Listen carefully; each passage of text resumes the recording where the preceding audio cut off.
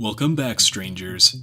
It's hard to imagine that a little over 50 years ago, the United States and Soviet Union were at the height of the space race, sending up satellites, astronauts, and putting men on the moon. But at what cost? Today, we're going to discuss the lost cosmonaut conspiracy theory. On April 12, 1961, the Soviet Union successfully launched cosmonaut Yuri Gagarin into orbit, making him the first official man in space.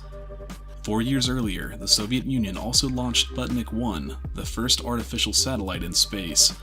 The Soviet Union was dominating the United States in the space race, causing US President John F. Kennedy to make the proclamation in 1962 that the United States would go to the moon before the end of the decade. Many believe that the Soviets' domination came after a series of fatalities and mission disasters. The Soviet Union was known not to publish their failures, and even attempted to cover up launch disasters, leaving some to question whether Yuri Gagarin was even truly the first man in space, or whether he was the first cosmonaut to survive the mission. The rumors of cosmonaut deaths and failed space flights began in December 1959, when a high-ranking Czech communist leaked information that 3 cosmonauts died in a converted R-5A rocket test. 5 other cosmonauts were reportedly killed during different manned suborbital flights between 1958 and 1959.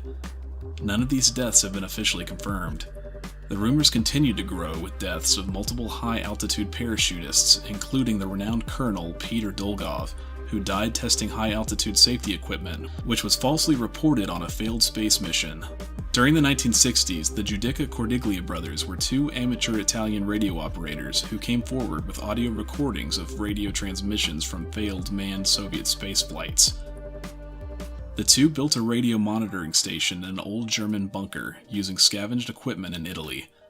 They claimed to have the largest private collection of space mission recordings after years of monitoring and recording early Soviet and American missions. In their archive, they found 9 instances of secret Soviet space missions that resulted in catastrophic failure or crew fatalities. A few of the brothers' recordings did occur during the time of the rumored secret Soviet missions. In 1960, the brothers intercepted an SOS Morse code distress signal from a cosmonaut orbiting Earth. NASA later confirmed the discovery of a Soviet orbital capsule that they said was unmanned and left over from earlier test missions. In April of 1961, days prior to Yuri Gagarin's famous spaceflight, another manned space capsule was recorded orbiting the Earth 3 times before entering the Earth's atmosphere by the brothers. This coincides with the rumored flight of Vladimir Ilyushin, who some claim was the first successful man in space. However, his craft failed to maintain proper orbit, causing him to land in the People's Republic of China, where he was imprisoned for a year. By the time he was released, the Soviets had already declared Yuri Gagarin as the first man in space. Another strange incident occurred 3 weeks before Yuri Gagarin's successful mission. An ejector seat parachuted from a space capsule above the Soviet countryside, March 25, 1961. The villagers in the area were in awe at the discovery of what they thought was a dead cosmonaut after they had witnessed the space capsule re-entry overhead. The Soviet Union dismissed the body as their test dummy known as Ivan Ivanich, a dummy that was sent on multiple missions in space, with some even including human voice recordings to test radio systems before Gagarin's spaceflight. Some of the more disturbing recordings the brothers have in their archive include what they believe is the radio transmission of a cosmonaut suffocating to death. Another is evidence of a manned spaceflight stuck drifting in deep space after the pilot lost control of the craft. The creepiest is the recording of a female cosmonaut saying, "I am hot," as she burns up during re-entering the Earth's atmosphere.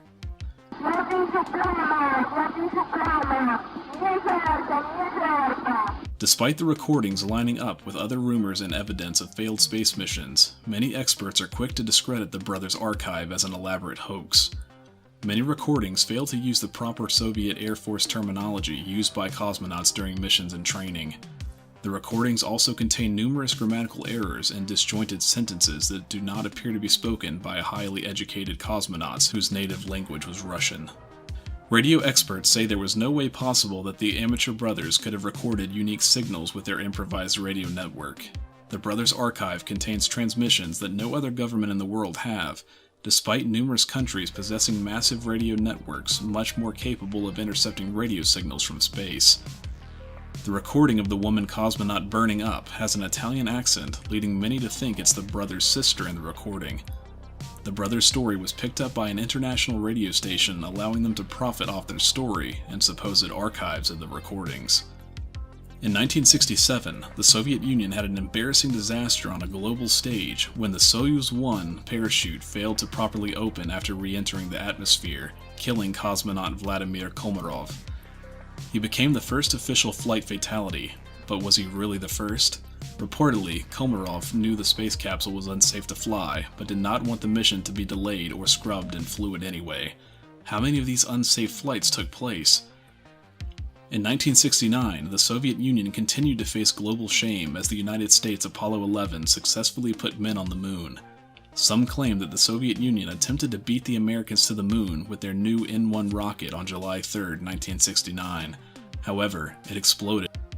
Another rumor is that the second Soviet space crew attempted to reach the moon before the Americans, but failed to achieve lunar orbit and overshot the moon. The Soviets officially claim all of their lunar test missions were either unmanned test flights or space probes. The Soviets officially ended its moon landing program in 1974. Since the fall of the Soviet Union, there have been numerous official leaks of their space program and secret failures. However, none of these leaks have officially confirmed the lost cosmonaut conspiracy. Today, the Russian government denies any knowledge of secret cosmonaut fatalities. What do you think, strangers? Do you think any of these incidences resulted in the secret death of Soviet cosmonauts? What about the brothers' radio recordings? Do you agree they were a hoax or evidence of a cover-up spanning over 50 years and multiple government and space agencies?